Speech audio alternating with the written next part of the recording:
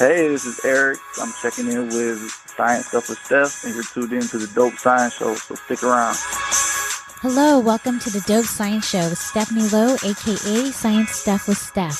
Thank you for your ears and minds. I hope that the show sparks new ideas, new opportunities, and conversations. I want us to learn and grow. We are all curious, innovative, and experimental in our daily lives. We are all dope scientists. Hello, you guys. Welcome to the Dope Science Show. I'm so happy to be sharing my new guest.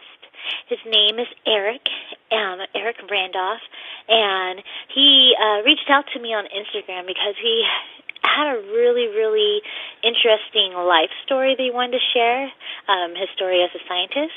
So I'm really excited to be able to have the opportunity to share his story. Hi, Eric. How are you? Hey, Stephanie, doing fine. Thank you so much for asking. Yes. Thank you so much for coming on the show. I'm excited, too, because not only did you have a really interesting life story, but you have some really cool topics that you were inspired to speak about. And I'm going to share with the audience real quick. So, you guys, the first topic that we will cover is memory retention in planarian worms after decapitation, a regeneration of a new head. Like, what? What does that mean? Oh, yeah. So, you guys are going to have to listen, but basically, he studies worms where they cut off their heads. And, well, first they, train them, then they cut off their heads, and then they put their heads back on, and somehow the memory's still there. So if you guys want to hear more about that, I suggest you stay on this listening. Don't leave. And the other topic is he wants to share with people, how do you make money with science? Science is interesting, it's inspiring, but a lot of us are motivated by things that are going to put food on the table, And so he's going to help us, give us some tips and resources on where we can find money and how we can get involved in science as a career as well, if you're interested. But before I dive in, I want to give you guys, a quick snapshot, who Eric is, So, Eric, I always ask this question, what is your favorite type of music? I guess my favorite genre would be rap. What kind of rap? I don't know. I guess from today it'd be called old school, hip hop rap. The Tupacs, the Too Shorts, stuff like that. Some of the new age stuff is good, but I still revert back to listen to T.I. every now and then. That's interesting you say that. It's my daughter, for some reason, she's into that kind of rap now too. Not so much the current rap, but NWA, and I'm like, what? I never thought we'd be listening to this together. You got to study your greats, right? I guess, yeah. I was like, okay, I guess that's cool. It's cool. Some of it's a bit rough, and I'm like, dang. What's your favorite movie? That's a hard one. I guess on the top of my head, I guess one of my favorite movies would be Goodfellas. I don't know if you've seen that one. Have you seen that one? Yeah, I have seen it. It's a really good movie. Oh, yeah. I'm getting an idea. I'm like, Goodfellas, rap. Sounds like a lot of people I know. Oh, yeah. That's very cool. I'm going to give you guys a deeper idea as far as what he's done as a scientist. I'm going to read his bio. It's pretty interesting. Okay, so Eric has a Bachelors of Science in Marine Biology from the University of West Florida, and he graduated Magna cum laude. Whoop, whoop. Mm-hmm. Yeah. That's a big deal. That's super, you should be very proud of that. That's awesome. I'm kind of upset that, yeah, go ahead. What did you say? No, go ahead. I was kind of upset that I missed SUMA. I missed SUMA by 0.7 points. To be honest, I know it's a big deal, but I don't even really know what that means. So it just means top of your class, but one of the highest GPAs that you can get. So in my school, Magna was like 3.5 and above, and then Summa was like 3.9 and above. Oh, so you were so. And I missed Summa by like I had 3.87 or something. Wow, were you always like really good at school, like super nerd? No, never. Not until I went back. Yeah. Oh, okay. That's interesting. So you're like a late bloomer in that regards? I would say so, for sure. For sure. Well, after he graduated, you guys, like, he worked for the U.S. Government, of course. A lot of people do that.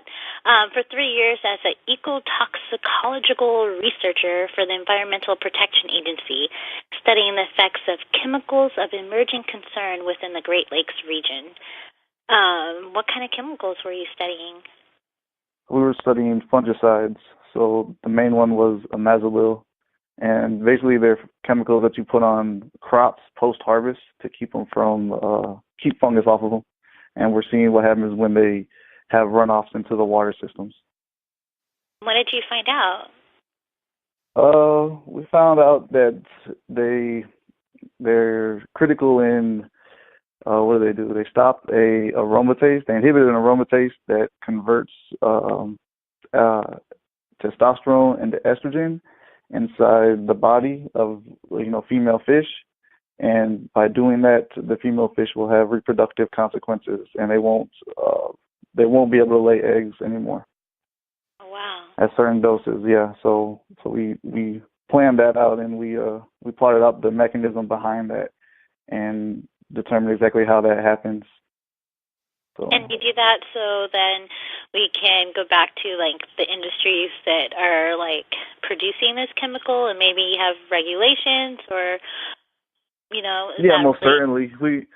The thing was we wanted to look at it mechanistically. That way we can go around and look at different chemicals, because the way toxicology is a push towards new toxicology methods in the 21st century. Because old toxicology, basically they had a bunch of animals, they put them into a tank, and they added a chemical, and when 50% of them died, that was like their LD50, the lethal dose of 50%, and that was their study, but they didn't realize why that happened. So we went through the whole mechanistic of a process we called adverse outcome pathways, where we look at the lowest levels of biological hierarchy, which was like molecular initiating events.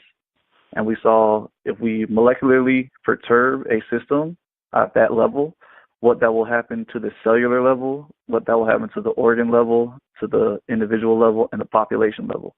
And by plotting out an actual model that can link those different levels, we're able to input different chemicals in the beginning to try to figure out if they will also cause a similar effect. And then we can quantitate it. So we can say how much of a chemical will cause what severity of an effect. And then that we can use for regulation purposes. Thank you so much for doing that. I've read a lot about the Greater Lakes and like the the pollution and how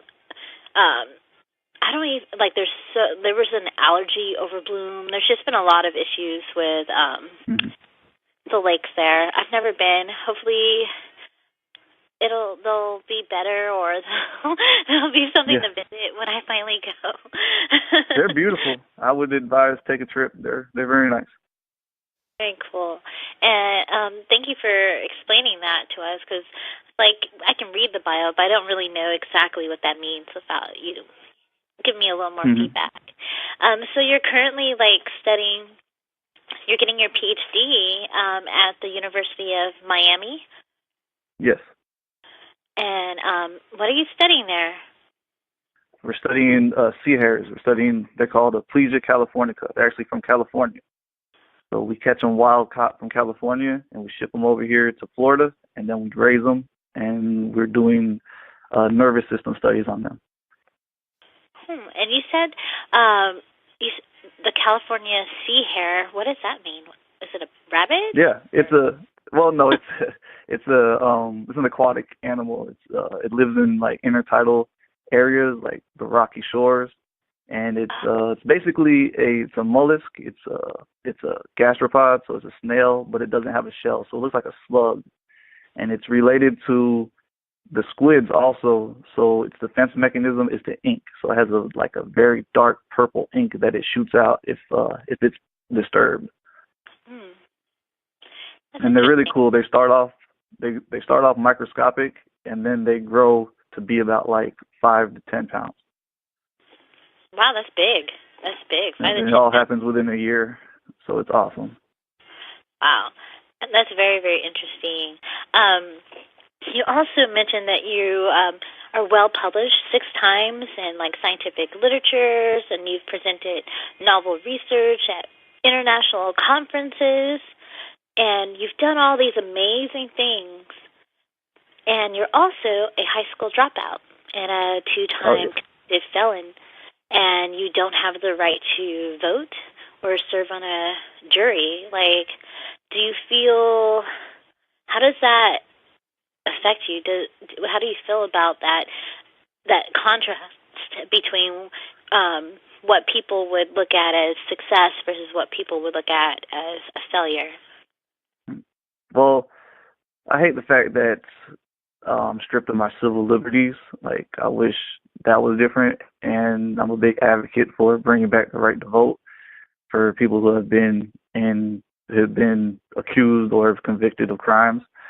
I don't believe it's right that they don't get a voice anymore.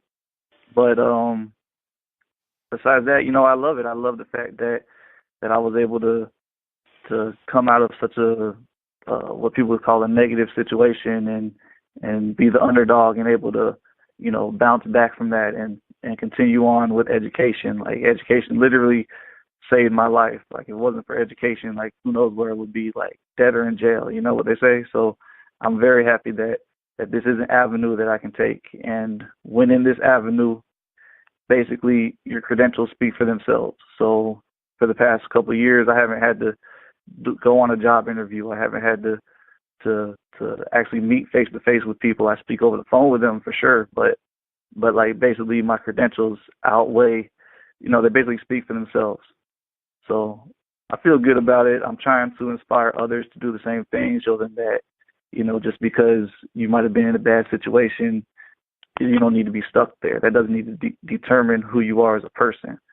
I actually once I was on a panel with a guy named Jason Soul from the Twin Cities. He was the NAACP president at the time, and he too had a checkered past. He was a felon, convicted felon and everything, and he was on his way to become a Ph.D. And he said something that really stuck with me. He said, one day I realized that I had to obtain some degrees to balance out all of my felonies. And so it's not easy, but it's doable, and I love it.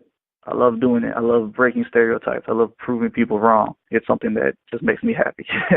Yeah, I love hearing that too, because it makes other people feel like I can do that. Like, I can be brave. Like, he did it. Maybe I could do it. Oh yeah. That's what I want. I want someone to look at me and be like, he did all that. Well, he's nothing. I can do it better than him, and then do it better than me. I want them to do it better than I did. So why did you pick science? Like, why was science your avenue to move forward in your life? I don't know. I've always had a passion for science. As a little kid, I was definitely a geek. I was given my first microscope when I was like 5, and so I always picked up slides and played with them. I was always going to the science center.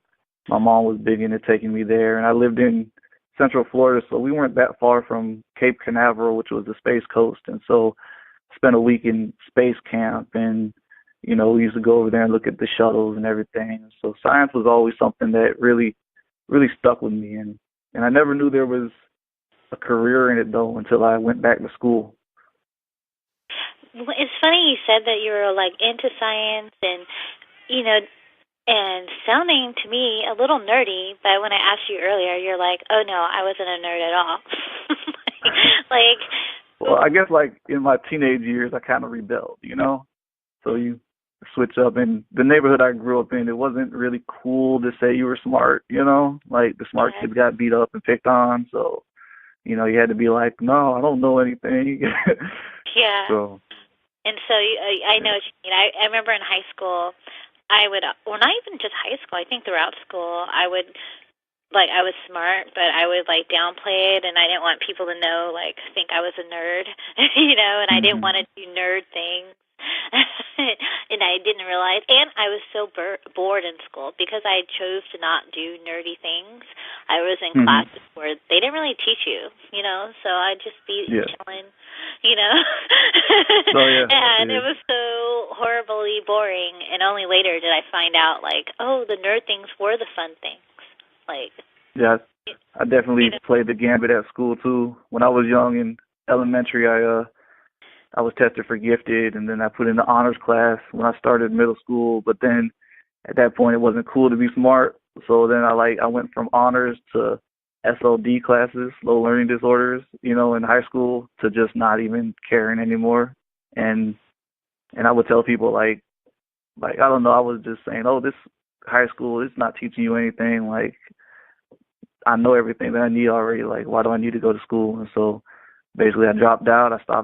I never graduated in ninth grade. I basically dropped out, and then I took my GED, and I literally fell asleep halfway through my GED, woke up, finished it, turned it in.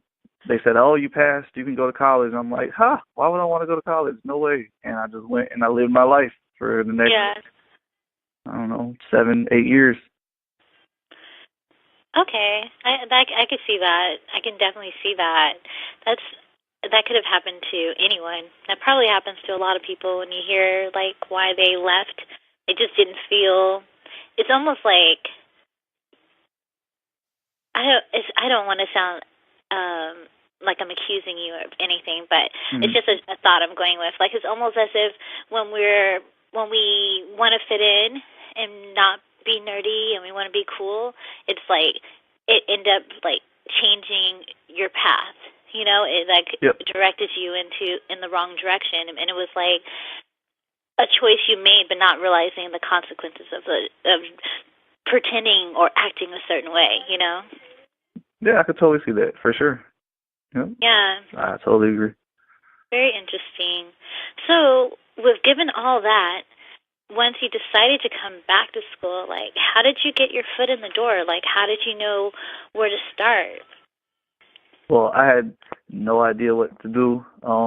At the time, I was working fast food, and it was right during the Great Recession, whatever, when that happened. And so I just lost my job. No one was hiring, and I just met a girl who is now my wife. She's the best person in the world, right? So she basically told me, would you ever go back to school? And I was like, school, college? And she's like, yeah. And I was like, well, I mean, I'd go, but I'm not going to pay for it. Why would I pay to go to school, that's whack. And she's like, no, they'll pay you to go to college. And I'm like, they're not going to pay me to go to college. I'm a high school dropout. I got my GD, sure, but why would they pay someone like me to go to college? And she's like, no, dummy, they'll pay you to go to college.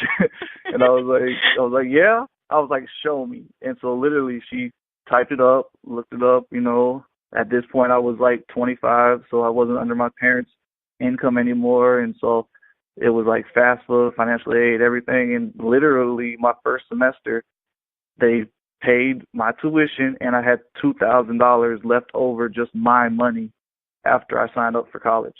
And so I was like, no way. So when I went, I decided to treat college like it was my job, because that's what I was getting paid from, right? And so you take your job seriously. So I took college like it was my job. When they told me to do something, I did it. When they said do this, read this, I read it, and doing that after the first semester, I realized, hey, I'm actually pretty good at this.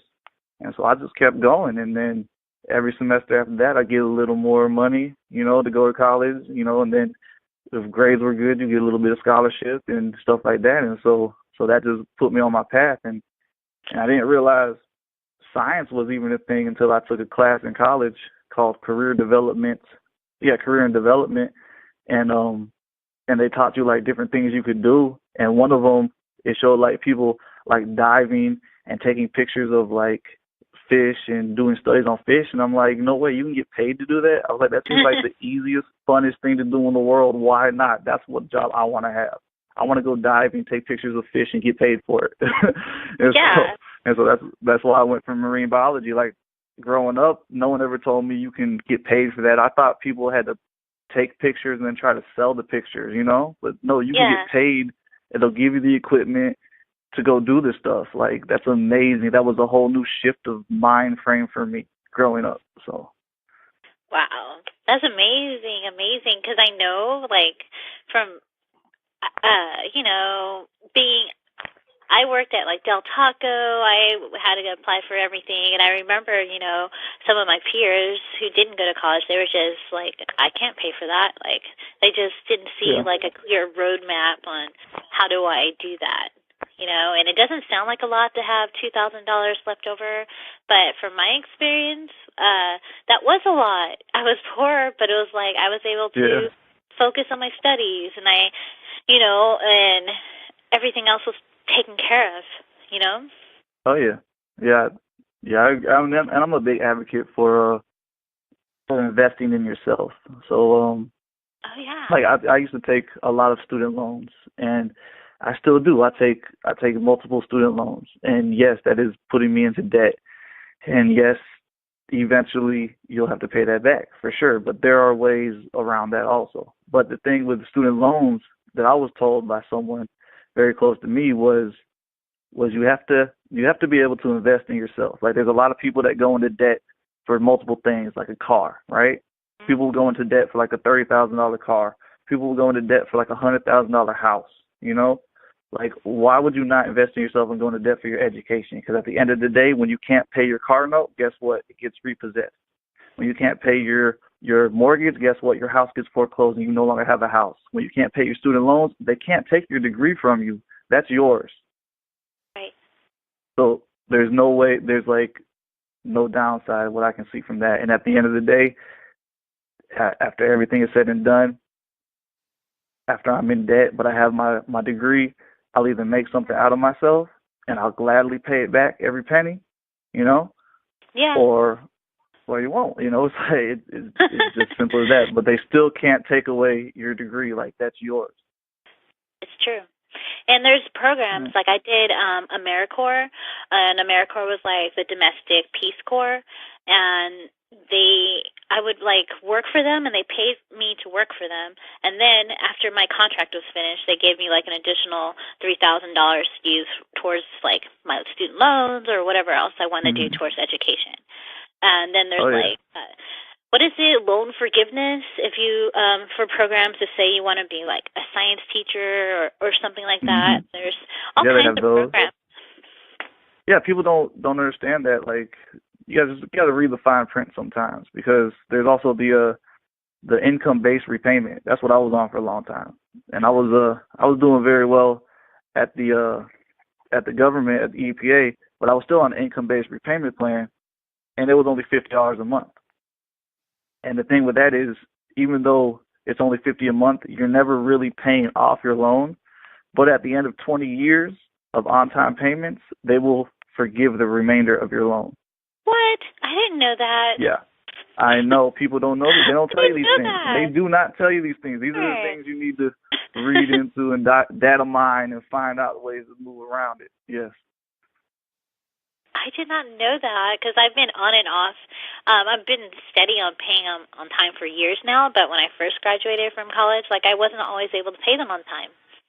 And I didn't know that something like that would have been that influential. I didn't know I had the opportunity. Oh, yeah, if I pay on time, they'll write it off in 20 years no matter what. Like, if I had known that, it would have been, maybe I wouldn't have eaten if I needed to, just to pay it.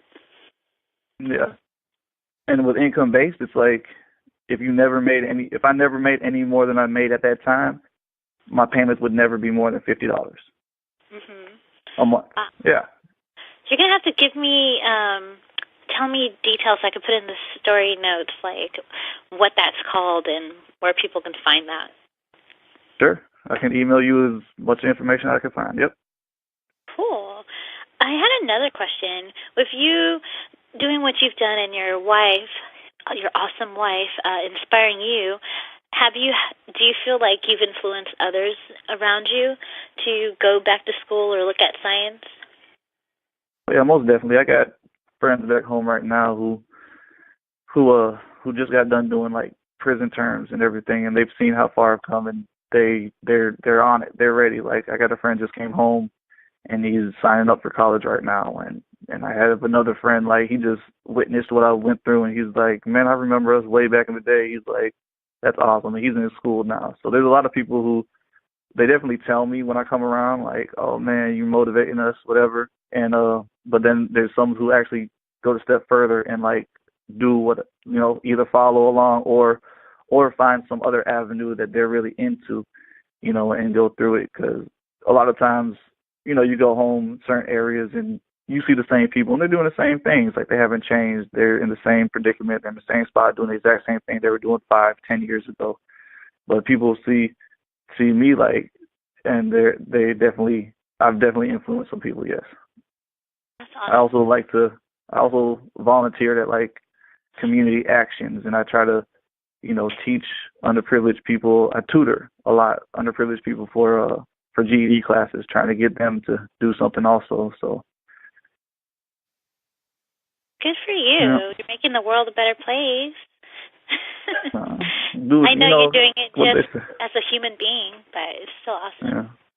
Well, they said that no one can do everything, but everybody can do something. So that's true. And I think of that because, like, in your life, have you noticed sometimes you feel like people say trying is an excuse, or they feel like trying doesn't make a difference if you're not seeing the results you're looking for. But I've noticed that if you actually stop trying something, like actually just stop putting in any effort, there's a difference. Like, there's a huge difference. So it's okay to put in what you can, like help where you can. Every little effort, every little, step towards something that you believe in matters. Even if you feel like you shrug your shoulders and say, at least I try. Like, it actually makes a difference, Oh, for sure. Yeah, I think people should give themselves more props, or at least recognize the effects of trying to do better, trying to help people, putting in just as much effort as you can. So that's awesome. I'm really happy that you reached out to me, and because you mentioned something about, you wanted to share your story and inspire people. And do you find that people are surprised when you tell them you're a scientist? Like, when they look at you, like, what do people think? Why do you feel like you're breaking stereotypes? Most definitely, because I've heard it time and time again. I see it, especially in undergrad. I would go to class and, I'd sit there, and usually I'd sit in the front, but sometimes, second row to the side or whatever, and the teacher would just like look at me weird, and all the students would look at me weird, and they'd be like, "Why is this guy doing here? Like, he doesn't even look like he belongs in college." And it wasn't until, my first exam when I turned it in, and I get like that 97 or that 94, that A, and then they return. They're like, "Hey, here's your exam, Mr. Randolph. I appreciate it." And they're calling by certain names and everything. It's just it's amusing to me. Like, first appearances can be everything for sure, but I've always been a believer that if someone doesn't want to take the time to get to know you based on what you look like, then that's not someone I really want to get to know anyway. And so I like it. I definitely see people are surprised when they see me, and then I start speaking about science and stuff, and the words that come out of my mouth, they kind of gravitate towards, and they're surprised, yes. And why are they surprised? Because, the audience can't see you. Oh, well, I have tattoos. I have a head full of dreads. I got gold teeth. So I look the part of a quote-unquote, I don't know, thug or street guy or whatever you want to call him. But I'm not. I mean, I might have lived that life, but right now I'm onto something totally different. And if it wasn't for that, I probably wouldn't be where I am today. I wouldn't look at the views of science the way I have. I have a a way of seeing the world.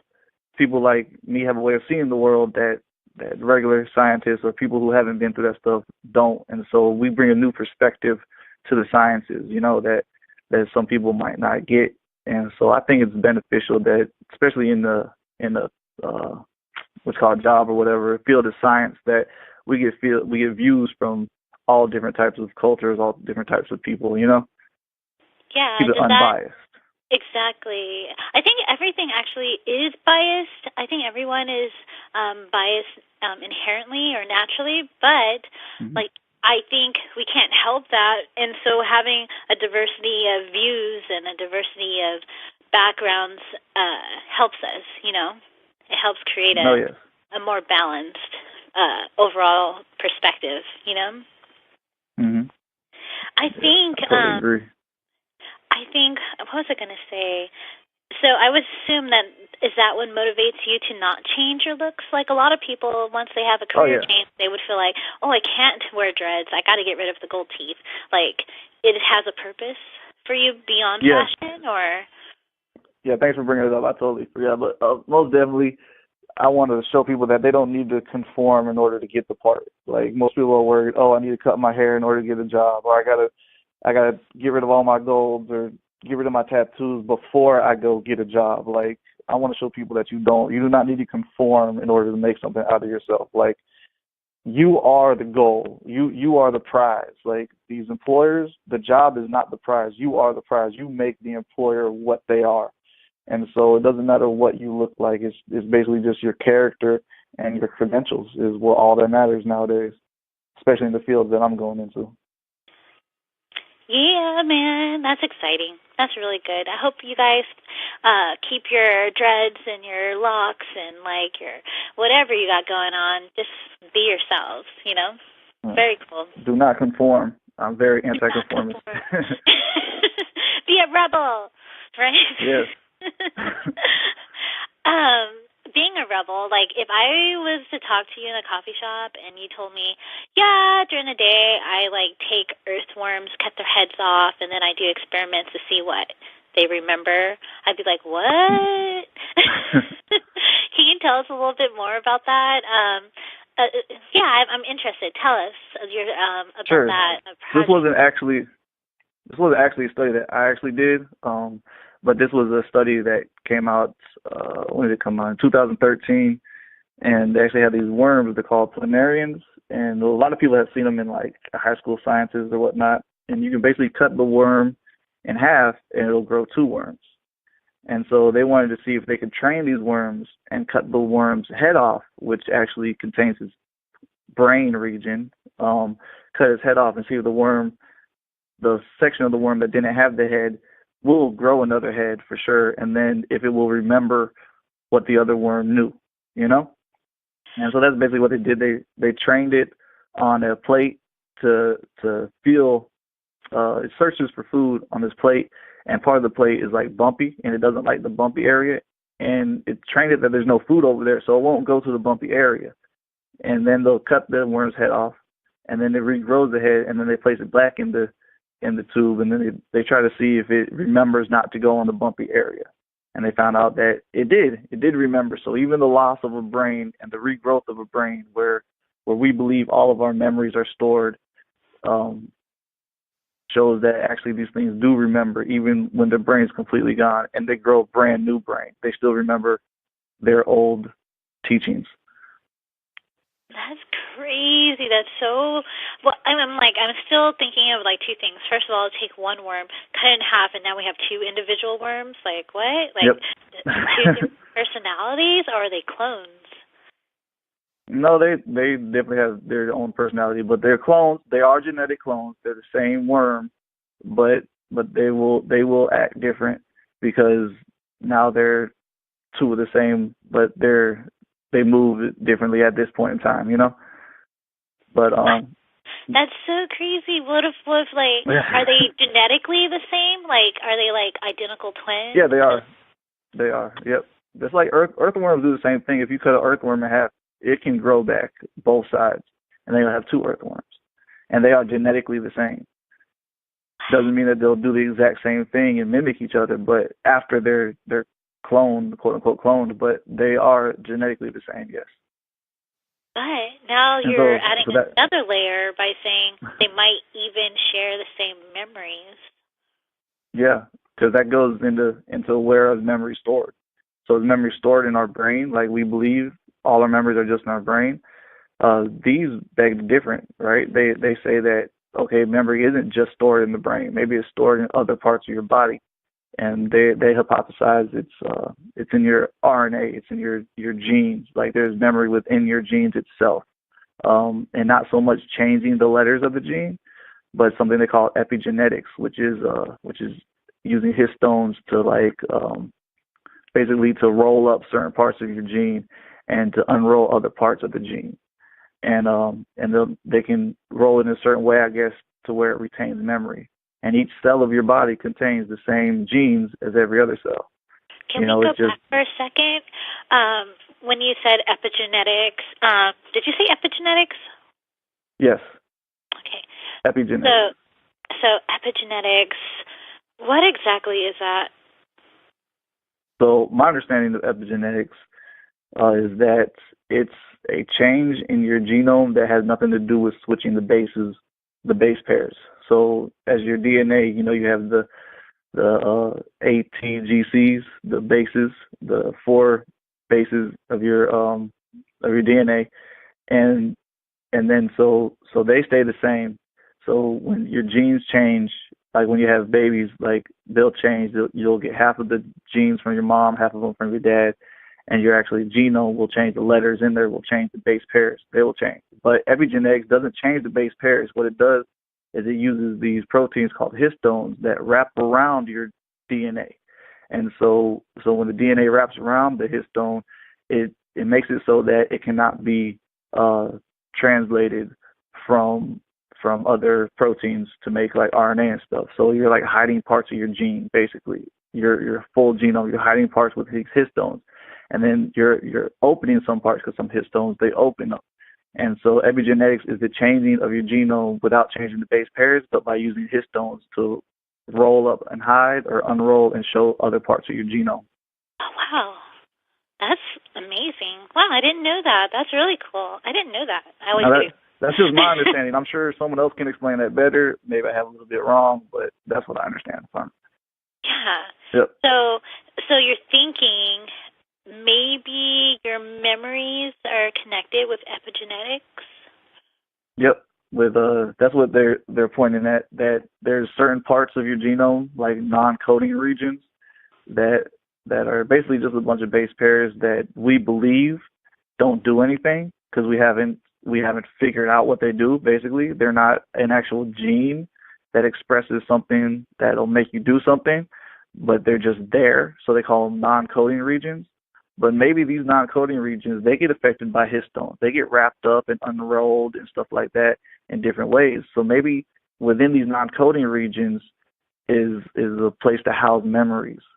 And so when you don't have a brain, where else could your memories be? They have to be somewhere. So we're thinking like in the genome or in the RNA from the genome. It's housing these memories. That's really interesting. And what people think of is they're like, okay, that sounds amazing, but still a little abstract. Like, how does this affect humans? Like, because, we're very self-centered, so we think, how does this affect us? Like, how does this research help humans or have any sort of benefit towards us? Well, if I had to guess, it could help humans with brain diseases. So say someone has a brain disease and they lose most of their memory, or even like Alzheimer's, if the memory isn't solely stored in the brain region, then maybe there's a chance to either fix that area of the brain and then the memory comes back because it's somewhere else, or for them to know certain traits and things, even though that section of their brain isn't working anymore.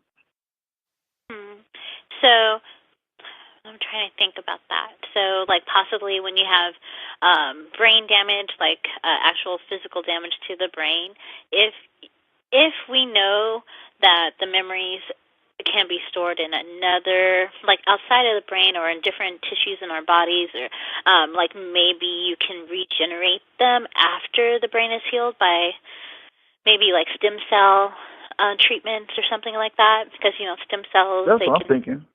Mm-hmm. Yeah, I mean, who knows? I'm not exactly sure. I'm not the expert on the thing, but I would think, like if your memory is stored somewhere else, and say you have like say even a tumor in your brain, you needed to remove it, so you remove this large tumor. Maybe you took out a lot of your synapses that code for certain things in your memory, and then just because you remove that tumor, your brain's still there. Well, maybe after a while you start remembering these things because it's stored somewhere else on you. That's hopeful. That's really interesting. Keep me updated with how that research goes, and I mean, that's really, really interesting to me. I love brain stuff. I really do. Yes. What made you want to study the brain? That's where the money was. Basically, when I was applying for grad school, it's difficult after undergrad when you start applying for grad school. The main thing you're going to hear is, I don't have any funding. So you'll reach out to multiple instructors and ask them, hey, do you have room in your lab? And a lot of them will be like, oh my gosh, you're a great candidate, but I don't have any money. And so you got to go where the money is. And just so happened, I found this research very interesting, and I found the animal that I work with, Aplysia, very interesting. And we also work on memory formations and stuff like that. And so I applied, and I reached out to the instructor, and they were like, yes, we want people right now. I have the money. Come on in. So that's what took me to this path. That's awesome. I love how life will just take you in different directions, and it's for you to be like an optimist and opportunist, make the best of it. That's inspiring. I mean, look, I got my degree in marine biology, and then I spent 3 years working on freshwater fish with toxicology that I knew nothing about. And now I'm back down doing marine stuff, but now I'm using nervous systems, which, again, I know nothing about. So I'm starting brand new, learning all of this stuff as I'm working, which is the best way to learn, and it's great. Man, that sounds great. I love it. Definitely not boring. Nope, at all. Very cool. So if people want to follow up with you and reach out and ask more questions, how can they find you online? Really don't have much of an online presence. So I have an Instagram that I'm on sometimes, but it's not really, it's really sporadic. It's actually underneath my my company name. It's Fayban Apparel, Fayban Apparel. That's going to be on Instagram, but other than that, I don't have any other social media. I really don't get into the social media too much. But anyone's free to email me if they want. I don't know if you just want to put my email in the bio. That'd be great. Yeah, I can definitely do that. And it's okay if you don't have a lot of social media, because you don't have to. You can live your life just the way you want it, with or without social media. I'm always intrigued when people are like, yeah, I don't really use social media. I'm like, I get it. Yeah. Get it. Cool. It's important to connect with the people around you. Yeah, I try to connect with the people around me. I do use it to reach a greater circle of people outside of my friends, but I still feel like it should be just the way I want to do it, and no pressure or rules on how I do it. For sure, I agree. Cool. So what we always do is we have a soundtrack for the show. So what song would you like to be the soundtrack for this episode? Okay, I got a song. Put on Trick Daddy featuring Young AJ, On My Job. Okay, I'll do that. I wonder if I've heard of it. I probably have. I'm not very good with titles, but I'm excited to listen to it. Cool. And then another thing we do is you do the intro for the next show, or maybe I'm going to start doing it for this show. Okay, you're doing the intro for your own show. So you're going to say your name and that you're on the Dope Science Show, and people should check it out, kind of like the old school, like radio, like MTV rap thing or something. So I would say, hey, my name's Stephanie, a.k.a. Science Stuff with Steph, and I'm on the Dope Science Show, and you guys better listen in, or whatever you want to say. All right. You can take as many takes as you want. Ready when you are. Cool. Okay. Hey, this is Eric. I'm checking in with Science Stuff with Steph, and you're tuned in to the Dope Science Show, so stick around. Yeah, that was good. You're really good at that. Well, thank you. Cool. Well, that's pretty much the show. Thank you so much for coming on and sharing your story. Did you want to say anything else that we haven't said or takeaway that you'd want to leave with the audience? I don't believe we talked about. I do want to talk about real quick that grad school, if in science, especially if we were talking about where's the money in science, grad school. And when you get accepted into grad school, you get a tuition waiver, which means that your tuition is paid for, and they give you a stipend. So not only do you get to go to college for free, but they also give you money. So they're giving you money while you're learning and while you're studying to better yourself and get a Ph.D. So I believe it's a great avenue for people to take who are interested in science and interested in these things, because you can literally make more money to go to school than you can on a minimum wage 9-to-5 job. And it's a great way to get, it's where the money's at, is what I can say. Yeah, where's where the money's at, and that's motivating. Definitely, I will put that in. Very cool. Very cool. Well, I hope you have a good rest of your day. Thank you guys for listening. I really hope you walk away and tell this story to someone else. Tell them to listen. Share this episode. This is so awesome. Eric is brilliant. Okay? He's a brilliant man, and he's got an open mind, and he took guidance from the woman in his life. He decided to take a chance on himself. He found a way to live, pay his bills, and open his mind and change his life, and he shares that knowledge with anyone who will listen.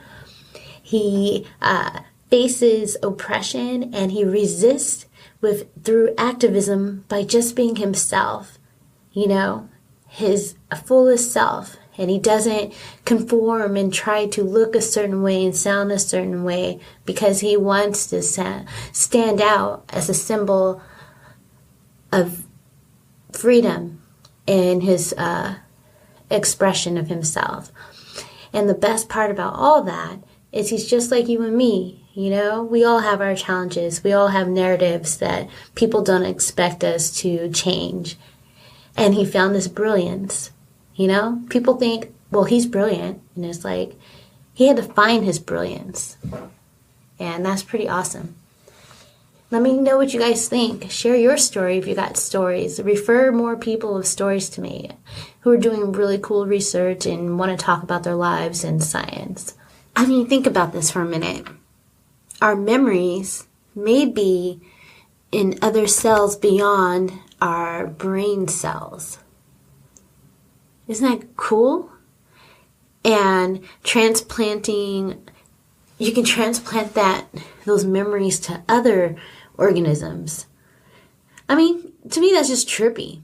Very, very trippy. That is why I like science, because it's always like, wow, that's cool, that's interesting, that's new. And it always reminds me that there's so much more to know that we don't know, and that the world we see now is not necessarily the world that will always exist. And when things are stressful with current politics and, world events, and I feel overwhelmed, I turn to science so I can learn something new, because it gives me hope that what I see around me isn't all that exists. There could be more. And I'm an optimistic person. So I hope you guys take this episode and feel inspired, and you share what you know. And, if you know anyone who's interested in going to school, or if you're thinking about going to school, give it a shot, man. Life is long. You've got time. My story, just real quick, I went to high school, fell into college, literally just fell into it really, because I kept my grades good, and I had a local university that was nearby, and they had like one of those, we accept local residents if you hit a certain GPA. So I did, and someone told me, hey, you qualify to go to college. And I said, oh, okay, I'll go then. Because I didn't know what I was going to do in high school. I didn't have much direction. And then I went to college, and I struggled through it. I was depressed and anxious the whole time. It was a culture shock. And I had a lot of family issues going on, and I just didn't know how to handle any of it. But I did my best. I failed the first 2.5 years, because I wasn't going to class. I was just letting things fall apart, and I didn't have a guidance counselor because I was too ashamed and insecure to ask for help. And then I finally saw one, did the math, and they were like, you're going to run out of financial aid if you don't go ahead and graduate. So I did the math, and I was like, oh my gosh, I have to do everything right now because this is my one shot for college. And so I looked at my GPA, and I realized, oh my gosh, I have to get straight A's, or I'm not even going to graduate with a decent GPA to go anywhere after college, like grad school. So I got straight A's like the last 3 years of college, because I was there for 5 years. And then I went into the work, regular work life, because I had a daughter, and I felt like I couldn't afford to go to school. I didn't know how to get into graduate school, and I didn't know how to get help, or I did some Google searches, and it still was like, well, you got to eat now. So I went and got a regular job, and I did that, worked a low wage, office job until the recession. And then I did, sales and stuff during my unemployment time, did some network marketing. And one day I saw a sign at a career center that said, hey, we're hiring for nuclear plant operators, and we pay $100,000 a year once you finish the program. So I was feeling really good about myself. With my network marketing comes with a lot of personal development, Thinking for Rich, just all these books I had never heard of, and they really opened my mind and made me feel like I could do anything if I really focus on it and breathed into it and have faith. So I was like, I'm doing this. So I applied, and I had never passed a math class in college without taking it twice. And even then I think I got D pluses. So it was not good.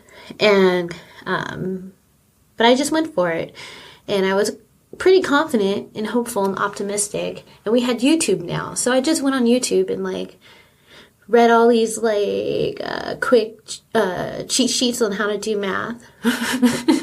And they said you have to go up to trig or whatever, and I'd already taken those classes in college, so I didn't want to have to take them over.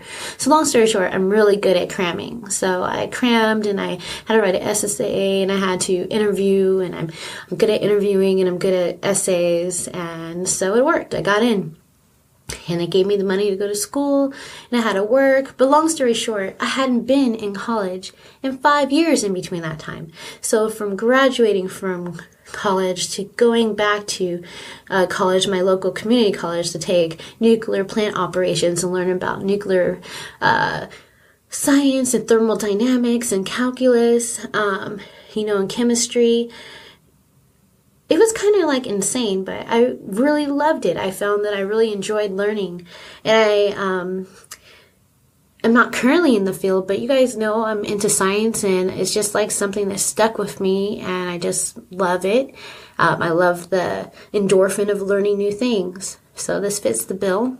So I just share that with you guys because I'm 36, and I had time somehow to have a child, go to school twice, start a podcast, fall in love, get my heart broken, all that good stuff. So if you think you don't have time, you have time. You're still living. So that was what my ramble was about. You have time, no matter what age you are, to try to do whatever inspires you, and change your life, even if your motives are like, I need a fat paycheck, which is what my motive was. I wasn't like, ooh, nuclear science, I want to be a scientist. It was like $100,000. Yes, I freaking need that in my life. So, thank you guys for listening. I will talk to you soon. I'm looking so forward to going to Washington, D.C., and, I'm going to talk to as many scientists as I can, and I'll share that with you guys. And I hope you guys look up Eric Randolph. He is on Instagram under his company's name. He has like apparel company, so I'll put that in the notes. And I hope you guys have a great day. Peace. Young AJ, tell them what I say. Man, I'm on my job, but I don't clock in. I'm my own boss, trying to chase my dream and employ my friend. So we could all be straight, and we could feed these kids, and we could teach these kids. If you work real hard and you do the right thing, you could live like this. But we gotta be strong, we gotta use our mind, we gotta shake that shit, gotta right that wrong.